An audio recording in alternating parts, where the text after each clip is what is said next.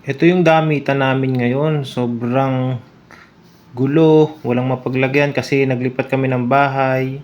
Kahit saan mo tingnan ang gulo talaga. Yan, wala pa kami mapaglagyan. Iniwanan kasi namin yung aming cabinet sa lumang bahay. Kaya ito, nakakita ko dito sa ng ganito na wardrobe na na binubulang na yan ano lang yan, tela.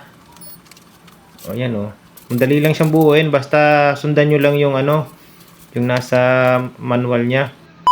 Yan ganyan lang siya kabilis. Yan na itsura niya ngayon. Ilalagay ko na lang dyan sa yellow basket para mabili din. Yan na siya ngayon. Ang kanina ang gulo-gulo. Walang mapaglagyan ng mga damit. Walang mahangiran. Ngayon yan, may hangiran na. May lagay pa ng mga sapatos sa taas. Nilagyan ko na lang nung nilagyan ko ng ganitong pampatigas. Lagyan nyo din ng sa inyo para hindi siya bumagsak. Kasi nga lang siya, tela lang siya. Pwede na rin kaysa wala. Kita nyo naman yung kanina. Walang kaayos-ayos yung kanina. Yan ngayon, medyo ayos na. Ang gawin nyo, kung sakaling magbili kayo, lagyan nyo ng pampatigas na ganyan. Para hindi siya bumagsak. Kasi nga siya, yung tela siyang ganito.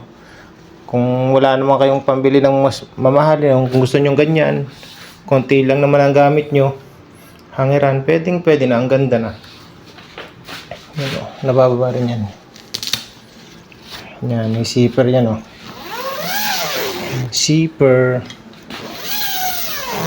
Yan, ibababa na natin. Yan, may zipper yan diba?